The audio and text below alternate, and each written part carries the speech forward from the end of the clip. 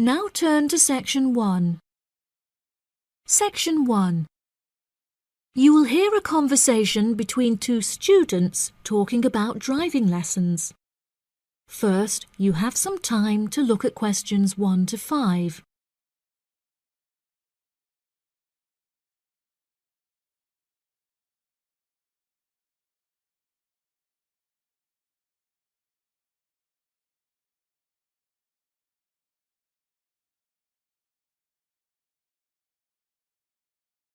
Now we shall begin. You should answer the questions as you listen, because you will not hear the recording a second time. Listen carefully and answer questions 1 to 5. Hi, Zach. I heard you passed your driving test. Congratulations. Thanks, Olivia. I passed just last week. It feels great to be independent and driving on my own. I really want to take driving lessons, but I haven't been able to find a driving school that will give lessons during the weekends, so that I don't have to miss any classes at college. The driving school that I used was brilliant and really flexible with their teaching hours. It's really close to the school. The address is 67 Kings Road. That's 67 King''S Road. Oh, that's perfect. I don't like the idea of driving around busy streets. Did your teacher make you drive in urban areas, or did he mainly teach you on roads in the countryside? My teacher said that I had to learn on both in order to become a good and experienced driver. We would start in the city centre and then drive north above the city. He sounds like a good teacher. Would you mind giving me his contact details so I can ask him for lessons? Of course. My mother's friend Daniel Smith referred me to him. His name is Alan Sutcliffe. Could you spell the surname, please? Sutcliffe.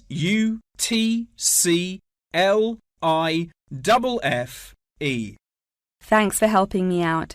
I'll give him a call tomorrow. I don't know if I should learn in a manual or automatic car. How do I decide? I wasn't sure which type of car to learn in either.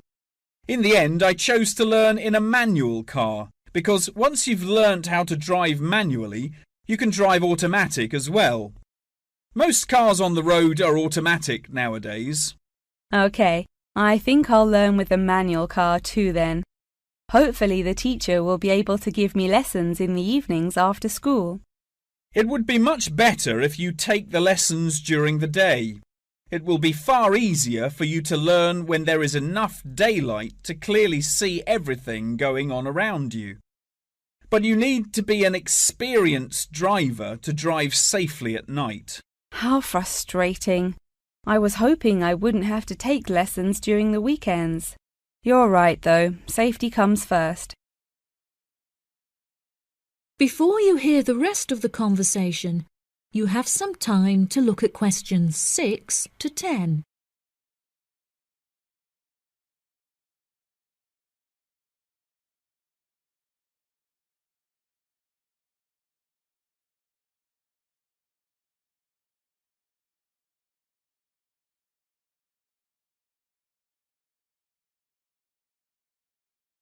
Now listen and answer questions 6 to 10. Speaking of safety, you should wait until summer to start learning. It's really difficult and dangerous to drive in the wind and rain as a learner, so you should definitely wait until the weather is sunny and dry. OK, that's perfect actually. It will give me some time to save up some money to pay for the lessons. Tell me about it. I had to work for months before I had enough money saved up. It was worth all the work when I finally got my driving licence, though. The whole process is so expensive. How much did it cost you in the end?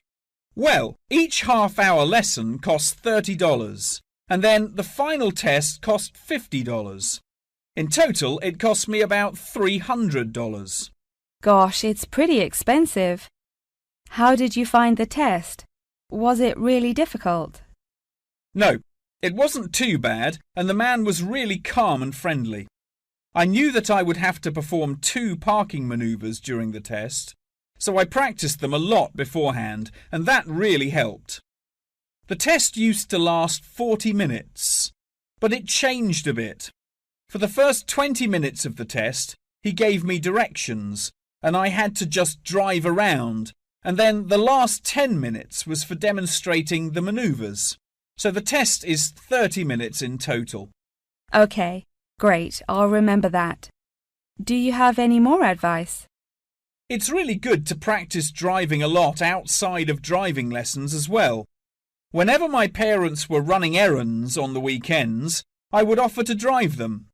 My driving teacher also told me to buy a notebook to write down everything that I've learnt in it, like a diary.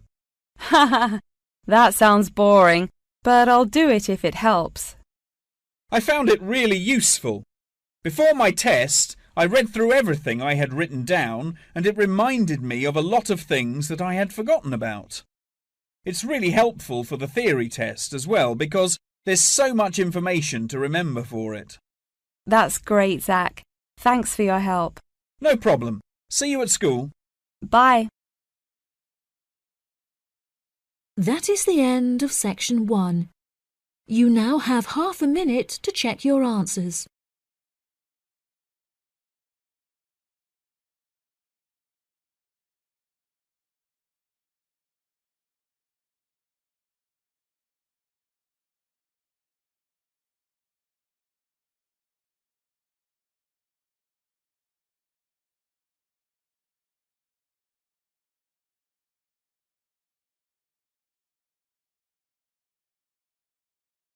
Now turn to section 2.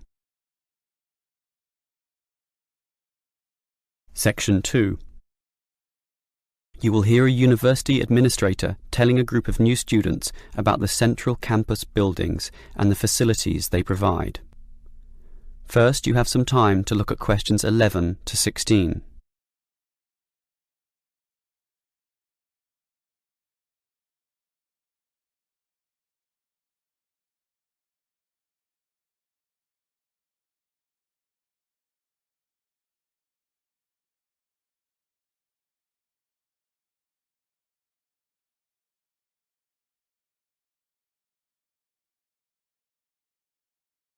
Now listen carefully and answer questions 11 to 16. Welcome everyone to the Brandon Complex, the geographical and, we could say, spiritual heart of this university. This is basically where everyone eats too, as you can see by looking around. There are many different cuisines here, Chinese, Indian and Middle Eastern, plus the usual fare of a local type, all in that corner over there. We have many shops here too, but the biggest is Wilson's, right there, providing clothing and hardware. That's next to all the restaurants. Now, on the opposite side of Wilson's we have 3 shops. The one in the corner there, closest to the restaurants, is for DVDs. Yes, the DVDs are cheap and affordable, and you can also rent DVD players as well. Moving on. In the corner directly opposite Wilson's is the Student Union office. Incidentally, you are all encouraged to join the Student Union, as a Student Union card gives you many benefits, including discounts on basically everything you can buy here at the Brandon Complex.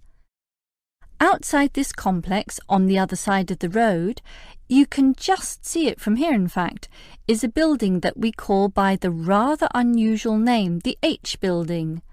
Next to this, on the other side of some trees along the main road, is the Engineering Institute, but that doesn't have anything to do with the Brandon Complex. One last thing is that just outside this door, near us here, you can see a grassy oval patch.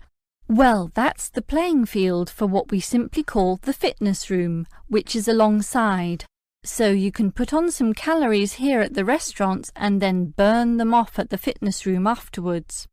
Oh, I forgot to mention this shop right here, in the middle, beside the Student Union. It's the bookshop, and as you can see, it's always busy, always popular. You can buy newspapers, magazines and stationery there, plus a few clothing items as well, just as you can at Wilson's. Why don't you go and take a look right now? Before you hear the rest of the talk, you have some time to look at questions 17 to 20.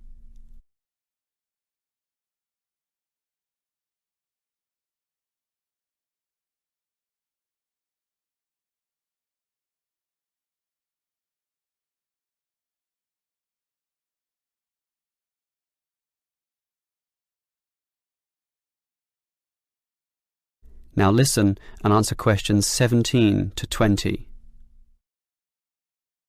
Now, I'd like to tell you a bit more about one of the buildings here, namely the H building. Despite its bland name, you might be interested in what goes on there. It is our main recreational centre, with halls, offices and space available for a variety of activities, mostly for those who want to get fit. For example, if you're interested in yoga, you're in luck, since 4 days a week there are free yoga classes. They have several levels, so if you're a beginner, you'd have to start with that. You can check the schedules on the wall there. Yoga used to be at night, but now it's in the mornings, but not on Wednesdays. Along those same lines, there's aerobic dancing in the afternoon. This shares the same room as the badminton games, which are on Mondays, Wednesdays and Fridays.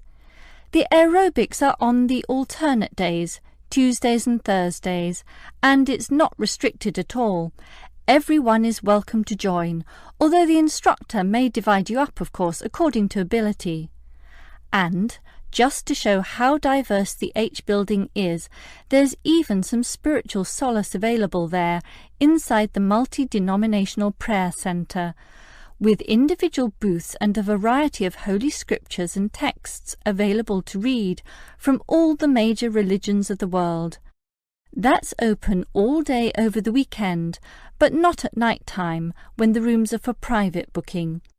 Finally, for those of you of a cerebral nature, the University Chess Club operates at night. That's open from 8 p.m. every, is it Wednesday or Monday? No, sorry, Friday. And I think it closes at about 11:30 p.m.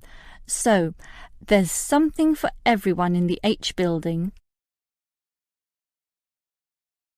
That is the end of section 2. You now have half a minute to check your answers.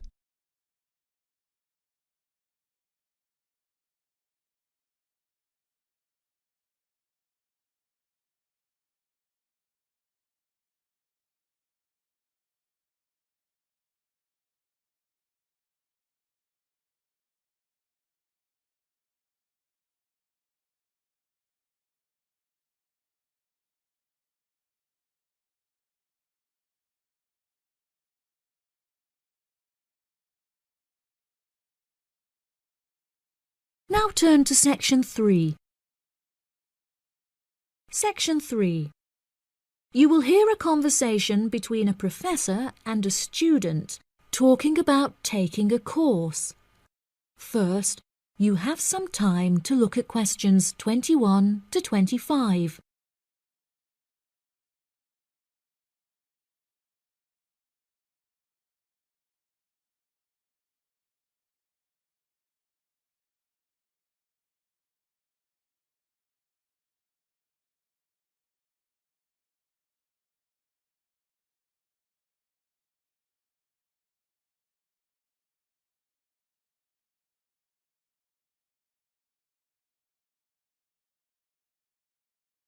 Now listen carefully and answer questions 21 to 25.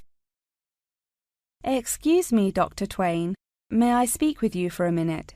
Of course, please come in. I'm Charlotte York. I'm considering taking your course in tourism. Right. Well, Charlotte, how can I help you? I have been considering studying tourism. However, it is such an important decision that I would like to seek some advice about it first. Would you mind answering some of my questions? Absolutely. Fire away. Well, I have been discussing courses with my parents, and they are concerned that I will not be able to get a well-paid job with a degree in tourism. The reason that I want to study the course is that I have a great interest in the subject, and I think I would really enjoy it. I believe the only way that I will enjoy my life is if I enjoy my career. Happiness is far more important than money, don't you think? Absolutely. I would much rather be happy and poor rather than rich and miserable. Money cannot buy you happiness. I'm glad you agree. You needn't worry about money, Charlotte.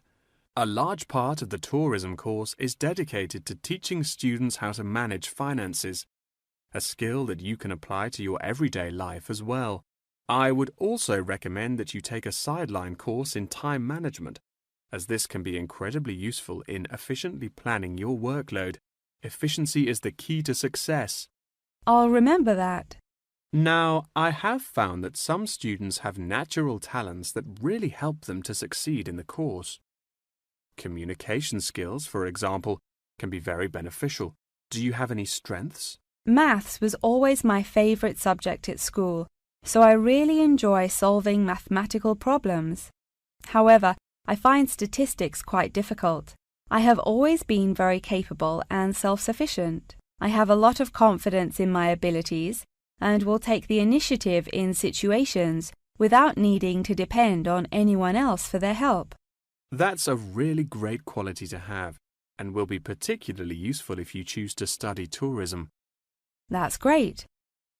I would recommend that you spend some of your time researching the course. A lot of people who are uneducated on the subject claim that tourism is a shrinking industry and that it will become irrelevant in the future. If you study the published research, however, you will see that the truth is quite the opposite. The industry has, in fact, grown significantly as people have developed an ever-increasing interest in culture and travel. Have you compared the university course with a polytechnic? Yes, I have. I was interested in studying the course in modules. However, the university doesn't offer that option. I don't have enough funds to be able to attend an expensive university, so I was relieved to see that the course is quite affordable. I also considered attending a summer school instead of university to save money, and so that I could work during the rest of the year. But I really wanted the university experience. I think that university would suit you well. Before you hear the rest of the conversation, you have some time to look at questions 26 to 30.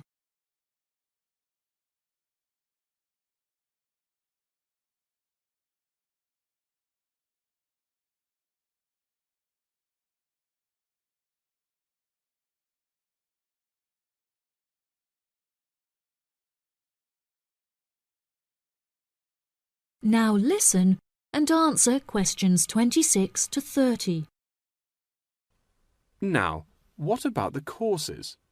Are you interested in any of the other subjects on offer? I have looked at a few. I was interested in travel and business as it sounds similar to tourism. That is really worth learning. However, be aware that it is difficult and will demand a lot of your time. Okay, that's good to know. You might find that Japanese is an interesting course and it will teach you valuable skills in speaking the language. Personally, it's not bad and could be of some help, but not that much. Okay, Japanese. Got that. What about medical care? Well, if you have time, the course will teach you a lot about curing diseases and illnesses or dealing with injuries outside, although it's not essential. So, okay, if it's useful, I'll take it. If you enjoy using technology and are worried about fulfilling the entry requirements, computing is very relaxed about the skills that applicants must possess. I'm terrible with computers, so I'm not sure that I would enjoy that course. How about public relations? Yes, I would recommend that course. It would be related to entering the tourism industry, as it will educate you on how to approach clients and develop associations with them. That's great. Thank you so much for your help. That is the end of section 3. You now have half a minute to check your answers.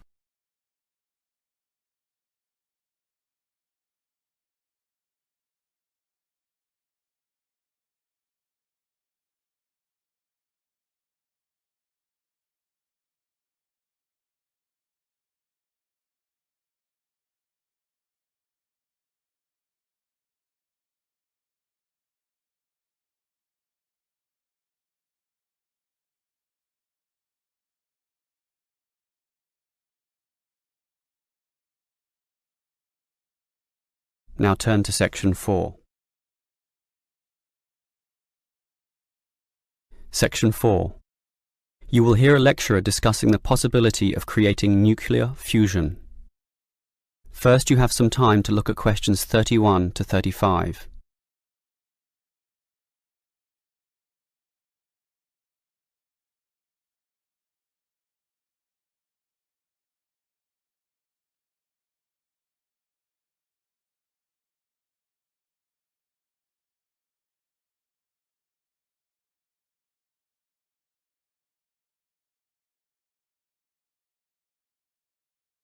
Now listen carefully and answer questions 31 to 35.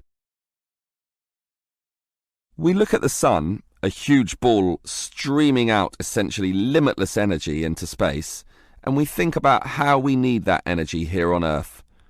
Our oil reserves are running out, coal burning causes much pollution, and nuclear energy has many dangers. But where does the sun itself get its energy? The answer is that the sun makes it using fusion, or, more specifically, in a hydrogen fusion process.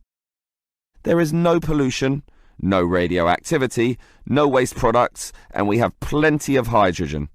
So, hydrogen fusion seems the perfect answer to our energy needs, and scientists have long attempted to achieve it here on Earth.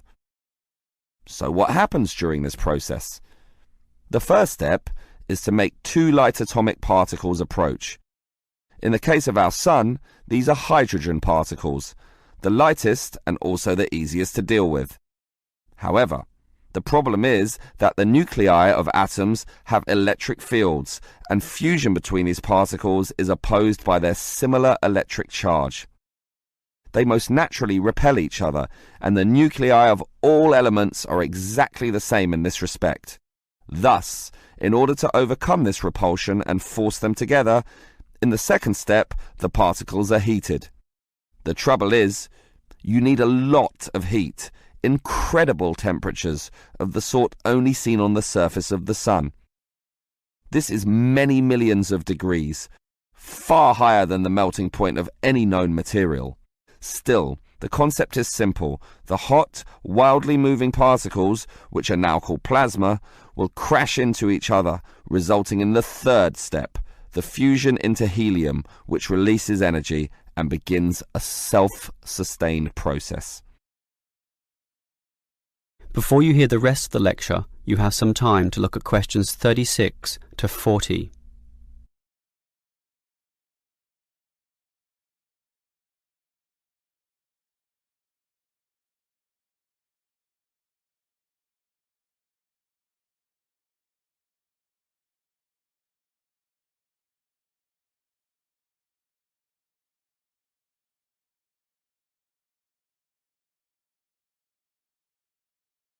Now listen and answer questions 36 to 40. So, we know how fusion works. Thus, the big question is, can we create it here on Earth? We actually have the technology to superheat hydrogen into plasma, but no container on Earth can deal with those temperatures. Thus, we need to confine this superheated material so that it doesn't touch anything. For that, we need a special reactor, and most research has focused on an apparatus known as a tokamak system. That's Tokamak, an acronym from some Russian words meaning toroidal chamber with magnetic field. It's an apt name, since a very powerful magnetic field is used to confine and suspend the super hot plasma in the air so that it doesn't touch anything. This is possible only because this plasma has an electric charge, which interacts with the magnetic field. Of course, the walls of the fusion vessel will still get hot, very hot, and to avoid being melted, they must be cooled with a cryogenic system to intensely low temperatures. But now we are faced with the second problem. If we are to draw power from this system, the reaction must be continuous and controllable. However, when fusion begins, the plasma becomes unstable, and at these temperatures, that is a very serious situation. If we lose control, a disaster could result. Despite the obstacles, in 2010, a European device managed some success, but needed far more power to generate the fusion reaction than that produced from the fusion itself. Obviously then, it was not useful as a power source. More to the point, this system could only sustain a fusion reaction for a fraction of a second, yet, to self-sustain, the fusion needs to run for at least 10 seconds. And the future looks bleak. Unfortunately, most scientists predict that many decades will have to pass before fusion power can become a practical reality. That is the end of section 4.